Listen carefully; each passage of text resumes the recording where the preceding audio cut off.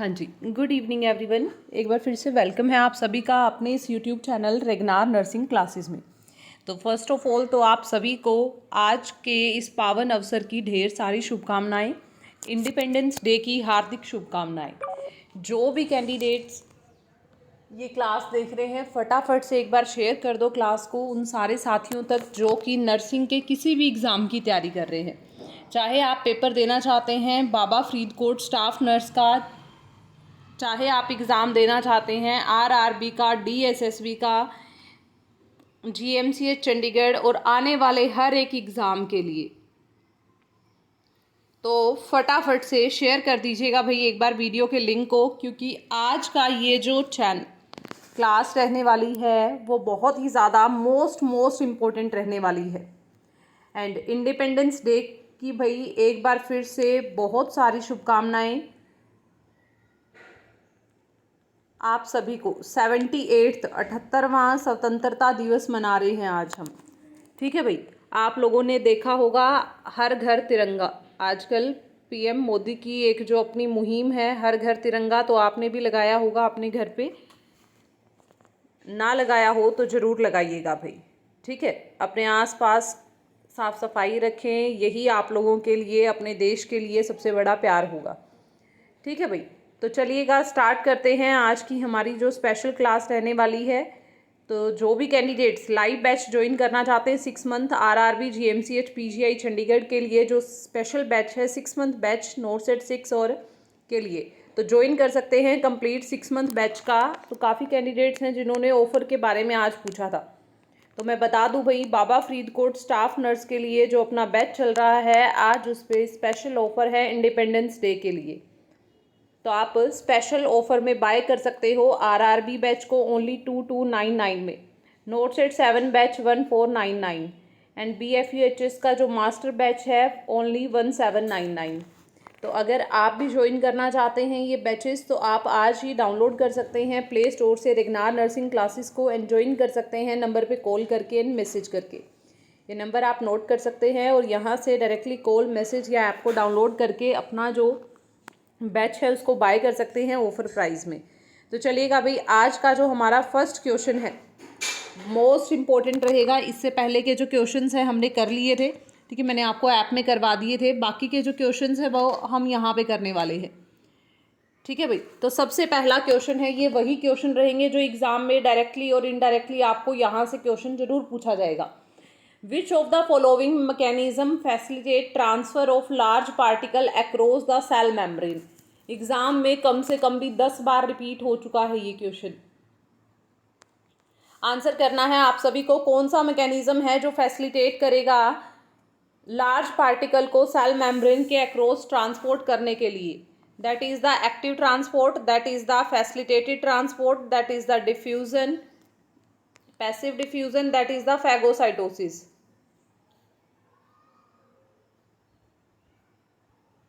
Answer करना है सबको, कोई भी कैंडिडेट ऐसा ना हो जो आंसर ना कर पाए।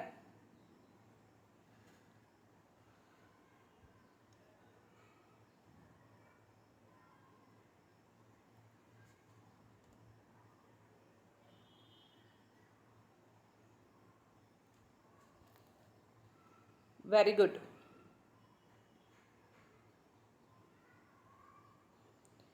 जी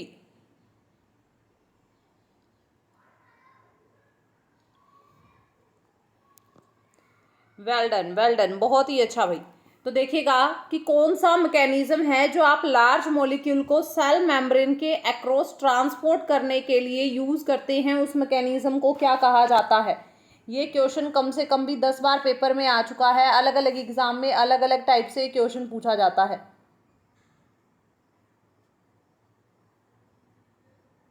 तो जब भी कोई लार्ज पार्टिकल्स होता है और सेल से आपको क्या करना है भाई, उसको करना है तो उसको क्या बोलेंगे।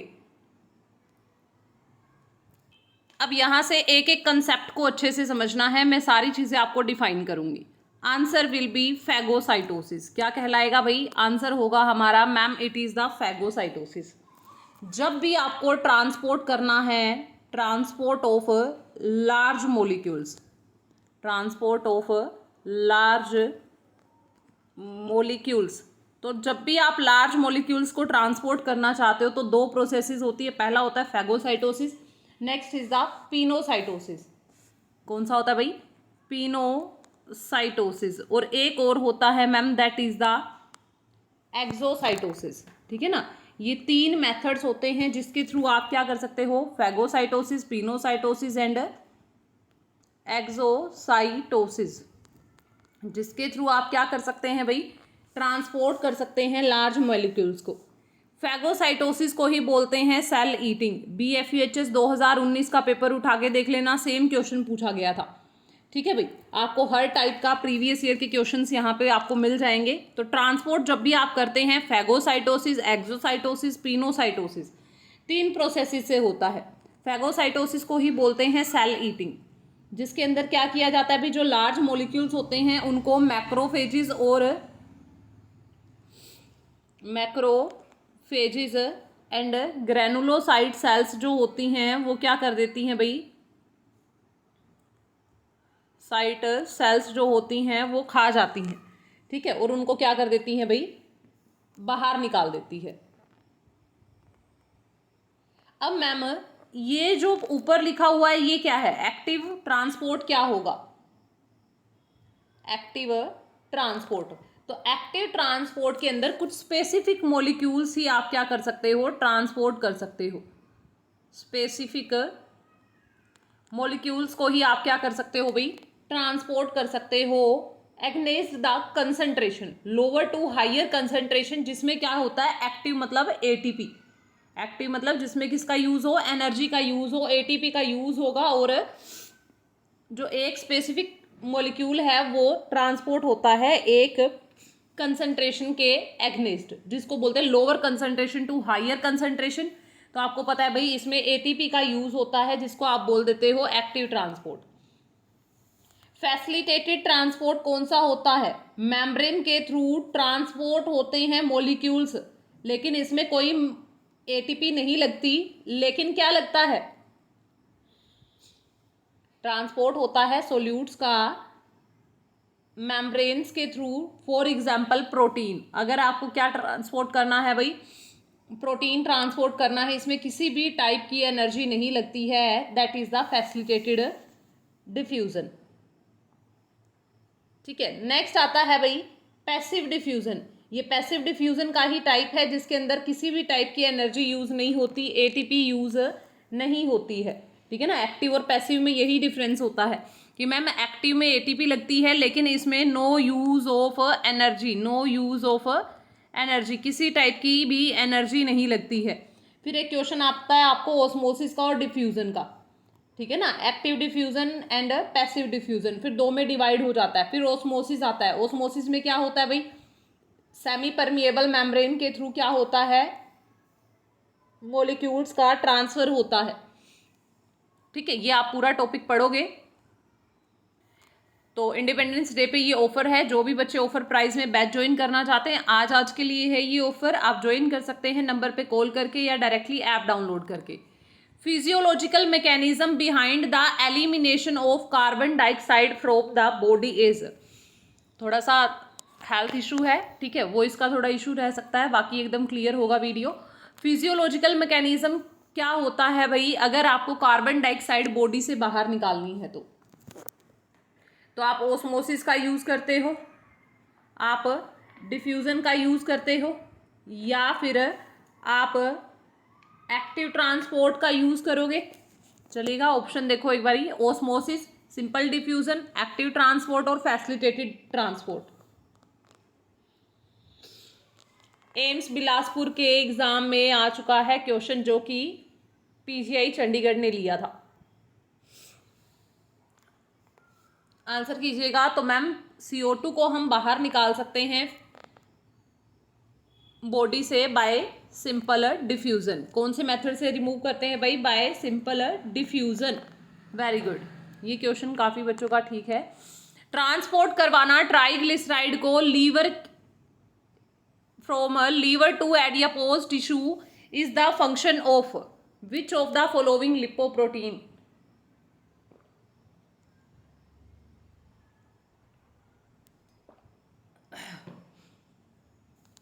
जब आप ट्राइग्लिसराइड को ट्रांसपोर्ट कर रहे हो लीवर से एडिपोज टिश्यूज के अंदर, तो ये किसका काम होता है? Is the function of which of the following lipoprotein, कौन से लिपोप्रोटीन्स होते हैं जो कि लीवर से एडिपोज टिश्यूज के अंदर क्या होते हैं भाई, ट्रांसपोर्ट करते हैं किसका, ट्राइग्लिसराइड का। आज भी हमने कोलेस्ट्रॉल के काफी क्वेश्चन किए थे। तो आपको पता है भाई लीवर क्या करता है, मेनली फॉर्मेशन करता है। लीवर क्या करता है भाई, मेनली रिस्पॉन्सिबल होता है, ये सिंथेसिस करता है किसका, ट्राइग्लिसराइड का। ठीक है, तो उसके बाद में क्या होता है, जो ये ट्राइग्लिसराइड्स होते हैं ये क्या कर दिए जाते हैं, ट्रांसपोर्ट कर दिए जाते हैं लीवर से ब्लड के अंदर।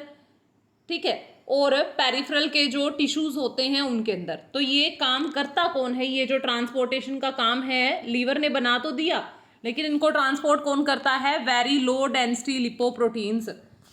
ठीक है ना, VLDL करते हैं, वेरी लो डेंसिटी लिपोप्रोटीन क्या करते हैं, लीवर ने जो सिंथेसाइज किया था ट्राइग्लिसराइड को उसको एडिपोज टिश्यूज के पास भेजेंगे, ब्लड के पास। ठीक है, और जो पेरिफेरी के टिश्यू हैं उनके पास। The enzyme use to diagnose acute pancreatitis is, कौन सा एंजाइम है जो कि ESIC में क्वेश्चन आया था, है ना। ऐसा कौन सा एंजाइम है जो कि एक्यूट पेनक्रेटाइटिस के लिए यूज करते हैं, एक्यूट पेनक्रेटाइटिस के लिए यूज करते हैं,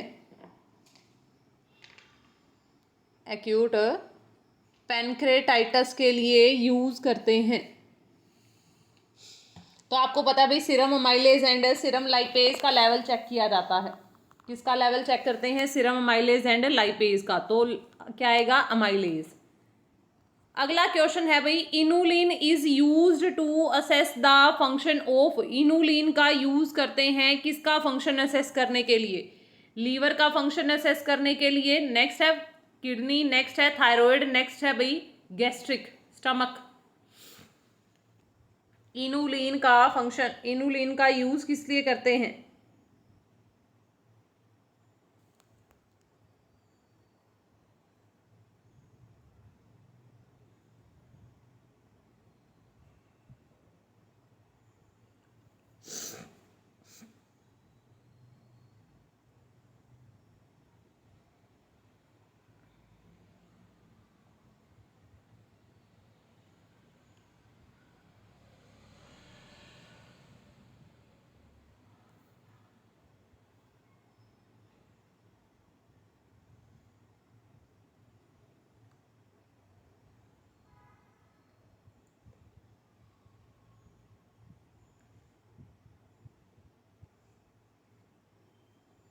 लीवर।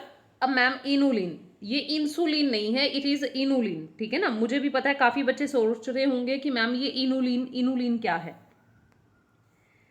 तो भाई ये एक पॉलीसेक्राइड होता है, ये क्या है, एक नेचुरल पॉलीसेक्राइड है, it is a natural polysaccharide. ठीक है ना, ये क्या है भाई, ये एक नेचुरल पॉलीसेक्राइड होता है जो क्या करता है भाई, अलग अलग प्लांट से सिंथेसाइज किया जाता है। ठीक है ना, काम क्या होता है इसका, ये क्या करता है भाई, हमारी जो डाइजेस्टिव प्रॉब्लम्स होती हैं उनको ट्रीट करने के लिए हम इसका यूज करते हैं। किसकी प्रॉब्लम्स, जो हमारी डाइजेस्टिव प्रॉब्लम्स होती हैं उनको ट्रीट करने के लिए हम यूज करते हैं। तो आपसे क्या पूछा गया है, आपसे पूछा गया है कि inulin is used to assess the function of, ये किसके फंक्शन को असेस करने के लिए यूज करते हैं। तो भाई ये किडनी का फंक्शन असेस करने के लिए यूज करते हैं इनुलिन का। किसका यूज करते हैं, इनुलिन का यूज करते हैं किडनी का फंक्शन असेस करने के लिए, जो कि एक पॉलीसेक्राइड है। और ये किडनी का GFR मेजर करने के लिए, ग्लोमेरुलर फिल्ट्रेशन रेट मेजर करने के लिए हम यूज करते हैं। किडनी फंक्शन या फिर फिल्टरिंग कैपेसिटी जो होती है किडनी की, उसको असेस करने के लिए हम यूज करते हैं पर यूनिट टाइम पे। ठीक है ना, अगला क्वेश्चन है भाई, the following are the indicators of liver function, इनमें से कौन कौन से इंडिकेटर हैं लीवर फंक्शन के।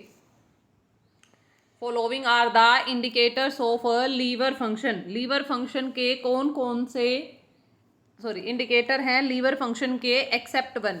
ऐसे ही 2000 आप शायद लगा था 20 में और 21 में जो सेम पेपर रिपीट हुआ था BFEHS का, उसमें फंक्शन ऑफ लीवर पूछा गया था। तो यहाँ पे इंडिकेटर है भाई कि लीवर काम कर रहा है, उसका कौन कौन से इंडिकेटर है सिवाय एक के? Creatinine, bilirubin, albumin, cholesterol.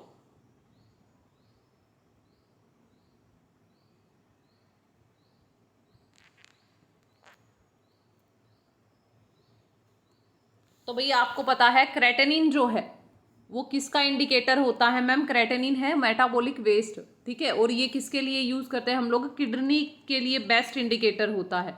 बाकी बिलीरुबिन, एल्ब्यूमिन प्रोटीन जो कौन बनाता है? लीवर बनाता है। कोलेस्ट्रॉल लीवर बनाता है। बिलीरुबिन, ठीक है। ये तीनों के तीनों क्या है? इंडिकेटर्स हैं for the functioning of the liver.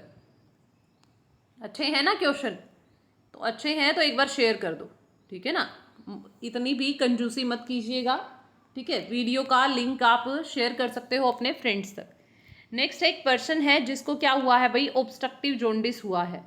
Will have all of the following condition accept.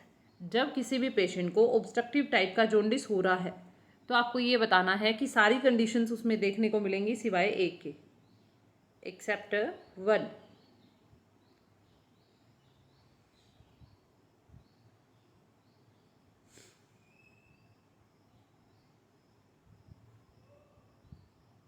तो हाइपरकोलिस्टिज्म देखने को मिलेगा,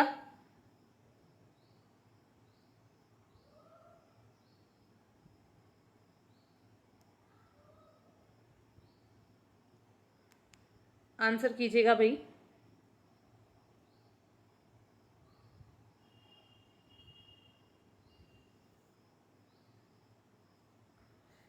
bile salt and pigment in the urine, elevated conjugated bilirubin level, या फिर डिक्रीज्ड देखने को मिलेगा फॉस्फेट काइनेज लेवल।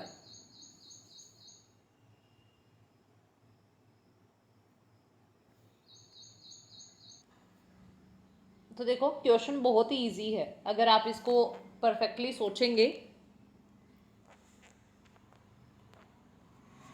तो देखो भाई, ऑब्स्ट्रक्टिव टाइप का जॉन्डिस मतलब जिसमें क्या हुआ होगा? फ्लो में कोई किसी टाइप का डिस्टरबेंस देखने को मिल रहा होगा, या फिर क्या हुआ होगा भाई? देखने को मिल रहा होगा। तो एक कंडीशन ऐसी नहीं है जो ये कोज करे, बाकी सारी कंडीशंस क्या है भाई? सी ही है। तो देखो हाइपर कोलेस्ट्रोलीमिया, जितना ज़्यादा क्या होगा? कोलेस्ट्रोल रिलीज होगा ब्लड के अंदर, ज़्यादा चांसेस देखने को मिलेंगे। Bile salt and pigments in the urine. Next है भाई एलिवेटेड कंजुकेटेड बिलीरुबिन लेवल। अगर डिक्रीज हो रहा है alkaline phosphate level, that is not a real cause. अगर आप पूरा बिलीरुबिन साइकिल पढ़ेंगे, यूरिया साइकिल पढ़ेंगे, तो आपको समझ में आएगा कि क्या होता है भाई। अल्केलाइन फोस्फेट का जो लेवल है तीज हो जाए तो हमें क्या देखने को मिलता है? फिजियोलॉजिकल टाइप ऑफ जॉन्डिस देखने को मिलेगा। तो इसने क्या पूछा था? इसने पूछा था मैम ऑब्स्ट्रक्टिव जॉन्डिस।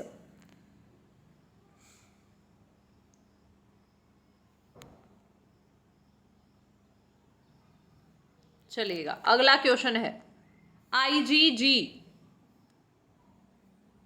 आईजीजी के बारे में कौन सा स्टेटमेंट सही है?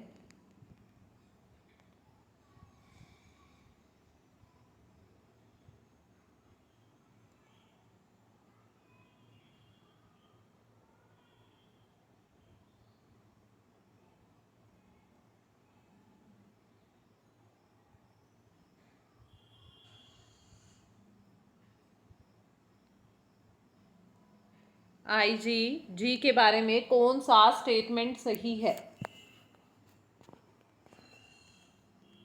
तो भाई ये प्राइमरी म्यूकोजल सिक्रेशंस में होती हैं, seen in the primary immuno response. Next है प्रमोट करती है फैगोसाइटोसिस, या फिर हाईएस्ट मोलिकुलर वेट होता है इनका।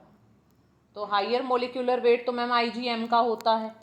किसका होता है? आईजीएम का होता है। तो आईजीजी के बारे में कौन सा स्टेटमेंट सही है? तो मैम ये प्रोमोट करती है फैगोसाइटोसिस को और एक्टिवेट करती है कॉम्प्लीमेंट को। क्या करती है भाई? प्रोमोट करती है फैगोसाइटोसिस को और एक्टिवेट कर देती है कॉम्प्लीमेंट को। अगला है immunoglobulin molecule binds to the antigen by the. कौन सा इम्यूनोग्लोबुलिन है? कौन सा इम्यूनोग्लोबुलिन मॉलिक्यूल है जो बाइंड करता है एंटीजन से वाई? कौन से रीजन से बाइंड करता है भाई? वेरिएबल रीजन से, कांस्टेंट रीजन से, जे रीजन से, या फिर एफसी रीजन से? ये भी नया क्वेश्चन है आप लोगों के लिए। इम्यूनोग्लोबुलिन जो है वो एंटीजन के कौन से रीजन पे बाइंड करते हैं? तो मैम वो वेरिएबल रीजन से बाइंड करते हैं। कौन से रीजन से भाई? वेरिएबल रीजन से बाइंड करते हैं। आ सकता है एग्जाम में question. An increase in the serum unconjugated bilirubin occurs in, अगर इंक्रीज हो रहा है सीरम अनकंजुगेटेड बिलीरुबिन का लेवल, तो कौन सी कंडीशन में बढ़ता है भाई unconjugated bilirubin? Haemolytic jaundice, obstructive jaundice, defect in the intestinal absorption, या ग्लोमेरुलोनेफ्राइटिस?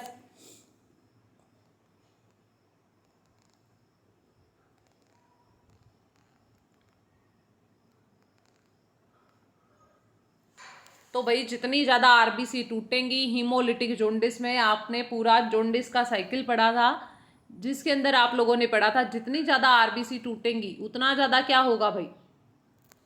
उतना ही ज़्यादा अनकंजुगेटेड बिलीरुबिन बनेगा। तो उसकी वजह से सीरम बिलीरुबिन का लेवल जो है वो इंक्रीज्ड देखने को मिलेगा।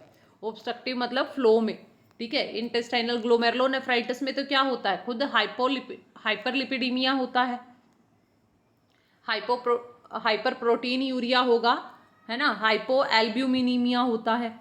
नेक्स्ट है gastric acid secretion is stimulated bye all of the following. Gastric acid की जो सिक्रेशंस होती हैं वो स्टिमुलेट की जाती हैं सबके through except one.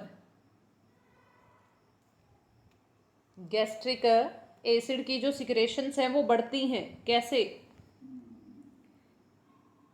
Except one. तो हाइपरग्लाइसीमिया में बढ़ती है, वेगल स्टिमुलेशन में बढ़ती है। नेक्स्ट है भाई गैस्ट्रिन की वजह से, हिस्टामिन की वजह से। कौन कौन से ऐसे कारण हैं जिनके वजह से बढ़ती है सिवाय एक के?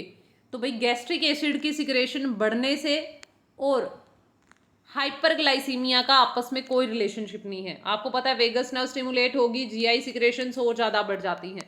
गैस्ट्रिन की वजह से बढ़ेगी, हिस्टामिन इन्फ्लामेटरी रिएक्शंस की वजह से बढ़ती है, ठीक है ना। तो हाइपरग्लाइसीमिया का कोई भी रिलेशन नहीं है। तो ये इंडिपेंडेंस डे का ऑफर है, मैं लास्ट टाइम रिमेंबर करवा रही हूँ आप लोगों को। जो भी कैंडिडेट ज्वाइन करना चाहते हैं बैच को ऑफर प्राइस में आज ही ज्वाइन कर सकते हैं। ऑफर सिर्फ आज के लिए ही अवेलेबल रहेगा। अगला क्वेश्चन है earliest immunoglobulin to be synthesised by the foetus is. Foetus से सबसे जल्दी बनाया जाने वाला इम्यूनोग्लोबुलिन कौन सा है? तो मोस्ट अर्लीस्ट होता है मैम आईजीएम। फीटस के थ्रू कौन सा बनाया जाता है भाई? Most earliest, that is the IgM. अगला है जब भी कोई हाइपर सेंसिटिविटी रिएक्शन होती है तब भी सबसे पहले आईजीएम ही आता है। इम्यूनोग्लोबुलिन जो क्रॉस कर सकता है प्लेसेंटा को और इम्यूनिटी देता है न्यू बोर्न को। जो न्यूली बोर्न बेबी है उसको इम्यूनिटी देता है, कौन देता है? और जो प्लेसेंटा को भी क्रॉस कर जाता है। तो आईजीएम तो मैम बहुत बड़ा साइज होता है, ये एलर्जी के लिए स्पेसिफिकली होता है। तो आईजीजी क्रॉस करता है मैम, जो क्या करेगा भाई? इम्यूनिटी भी देता है। और माँ के थ्रू कौन सा? ब्रेस्ट मिल्क से आईजीए। अगला है thirst is stimulated by. Thirst stimulate की जाती है किसके through? ADH, epinephrine, norepinephrine, dopamine. Thirst is stimulated by ADH, epinephrine, norepinephrine, dopamine.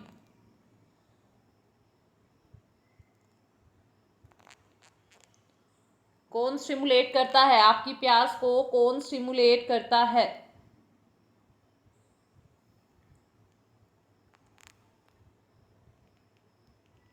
Fight and flight hormones है।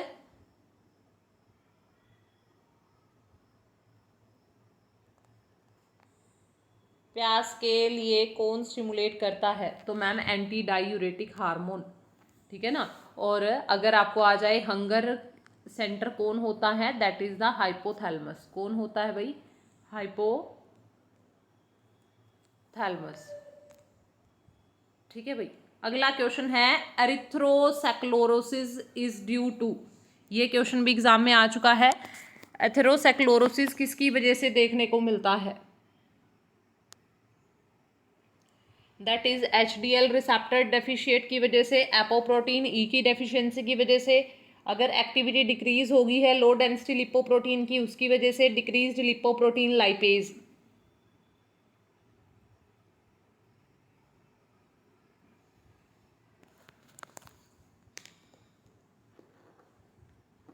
एथेरोस्क्लेरोसिस किसकी वजह से देखने को मिलता है?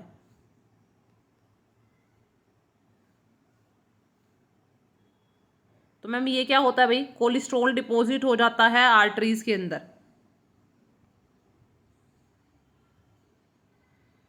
ठीक है ना, मतलब एक टाइप का प्लेग बन जाता है।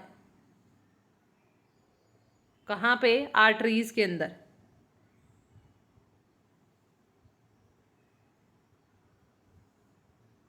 तो अगर हाई बीपी रहता है, ट्राइग्लिसराइड का लेवल ज़्यादा है, ठीक है, उसकी वजह से भी हो सकता है।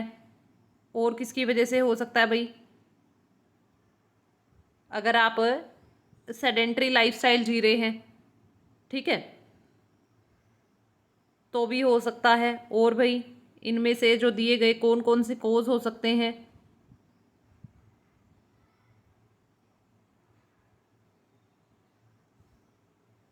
Very good.